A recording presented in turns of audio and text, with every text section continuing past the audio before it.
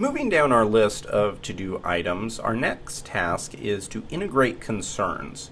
Now, if you have never heard of what a concern is, don't worry.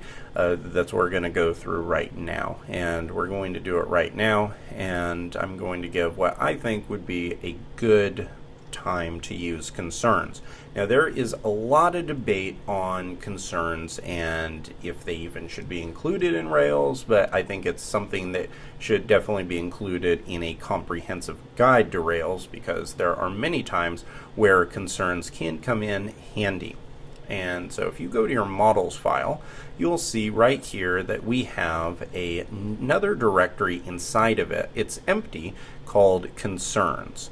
Now, what concerns are at their essence is whenever you have some type of functionality that doesn't fully belong inside of a model file, or possibly it should be shared across a couple different models, then that is when a concern might be a good fit. Now, I say that with a caveat, and that is concerns have definitely gotten the reputation for being abused, and they're abused when individuals will build something and they'll implement some functionality and think that it's, let's say, a helper method, such as uploading something or doing something that is not actually even really data related.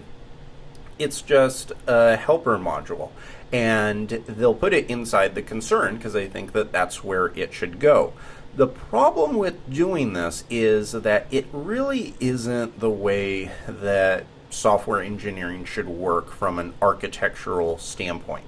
So your concerns should always have to deal with data. They're in the model directory, so therefore anything here should be data related. If you have something that is a helper module that's not data related, in other courses I have built out a SMS sending module, and I know a lot of developers who would put that in their concern directory. The problem with that is not where it should go.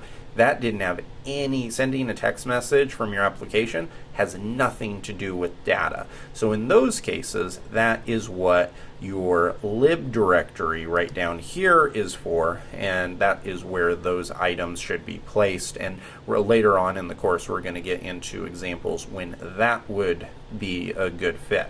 So for right now, I just wanted to give that caveat because I don't want you to go out into the big, wide Rails world and start building applications, and anytime you wanted to build a helper module, just sticking it in the concerns, because that's just kind of a bad practice. But with all that being said, let's talk about a situation where this would be a good fit, and I think I have just the scenario. Right here we have our portfolio, and we have our skill models. Now let's imagine, and we're not just going to imagine, we're going to update our skill so that it could contain an image. So it could have a little thumbnail, like a little Rails icon or a Ruby logo or Angular logo, something like that. I think that's a really good fit and something we should have. So I'm going to open up the terminal, and I'll say Rails G migration, add skill badge. We'll call it a skill badge to skills. Actually, we don't need to call it a skill badge. We can just call it a badge. And then from here we can say badge, and this is going to be of type text. And now I can say Rails DB migrate. And this is going to now give our skills the ability to have images associated with them. Now, for the sake of development, and not just development, it could even be in a real production kind of environment, we may also want to have defaults there. So that, I think that would make sense, where we want skills to, by default, have some type of image. So we can copy this, paste this inside. We're not going to have two of them, we'll only have one. And this is just going to be called badge. And inside of this, now we can change this value to be, let's say, 250 by 250. Give it a nice little square. And this would be perfectly fine. However, I think this would be a good spot for concerns, because what we can do is, I hate having to have these big, long image URLs here. I don't think that that's very handy. I think that it could lead to bugs later on, and also you have to do things like, I know this may seem trivial, but if you're trying to build your application very fast, if you double click on that, right here you can see it selects the whole thing, and you have to type out everything including the X, and it could just lead to some annoying bugs. So what I want to do is create a concern that can be shared across the models. So I can create a concern that will generate this for us so that we don't have to have this long piece of text, and we can just have a method. So I'm going to come into concerns, right click, and create a new file in there, and let's call this our placeholder .rb file. And now this is not going to be a class, it's going to be a module. So I'm going to say module placeholder and hit end. And now inside of this we need to extend, so we're going to say extend active support concern. And this is going to load in some helper modules that will essentially allow us to do many more things. I'm using kind of a basic example here where we're adding a method that can be accessed by multiple modules, but you can take this even much further, and you could place an entire module's set of callbacks in it. So all of these, like the defaults and everything like that, you could eventually create concerns that included all those. I don't think that that is the smartest thing to do in all cases, because I think that it kind of unnecessarily separates your code out, and not in a good way. So I'm not going to do that, but for right now we're just going to make this a helper module. So coming down here, now what we can do is we can create a method. So I'm going to say def self dot image. So this is going to create and actually let's call it an image generator. I think that's a better name for it. And so this is going to create a class method, which means that we're going to be able to call this and call placeholder dot image generator. And this will take a height and a width, and you can put your colons just like this. This would be perfectly fine to not use these, but I like doing it just so we can make sure that we know the order for the height and width for this. And now what we can do is, I don't want all of it, just want this. Now inside of this we can put that entire string and then just use string interpolation. So on this 250, I'll say that that is the height, and here we'll say that this is the width. And now what we'll have is a helper method that we can call. So instead of having to type all of this out, then we can just call this, and that's a lot better way of doing it.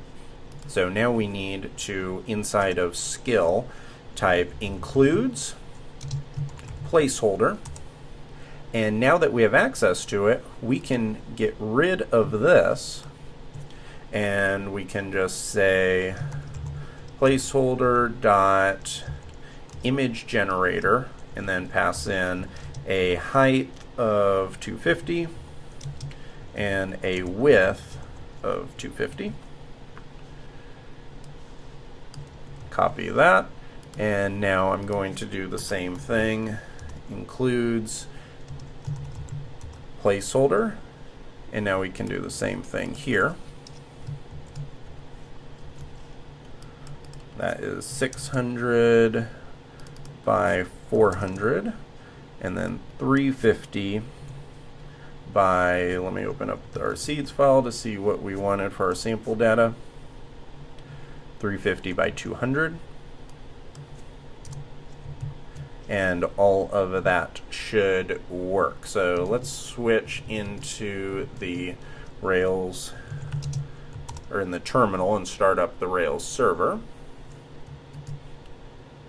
And you know what? I made one little mistake here. This should be include, so it should be include placeholder. I knew something looked wrong with the Sublime text. That should have been this color. That's where syntax highlighting comes in very handy. Okay, yeah, so that looks right. So this should be include placeholder on both of these, and now this should all work. So if we come over here to our portfolio, hit refresh. Now if I hit create new item, it's going to be just a regular new item, hit new portfolio, scroll down, and you can see all of this is still working. So if I click on this and come to this page, everything is working perfectly here. And if we open up the terminal, type in Rails C, and we can run skill.create, title, some skill. Oh, let's see, percent. Oh, yeah, we need our percent utilized. Say this is 80. Oh, still. Oh, I have a really hard time spelling that. Okay, here we go. Percent utilized.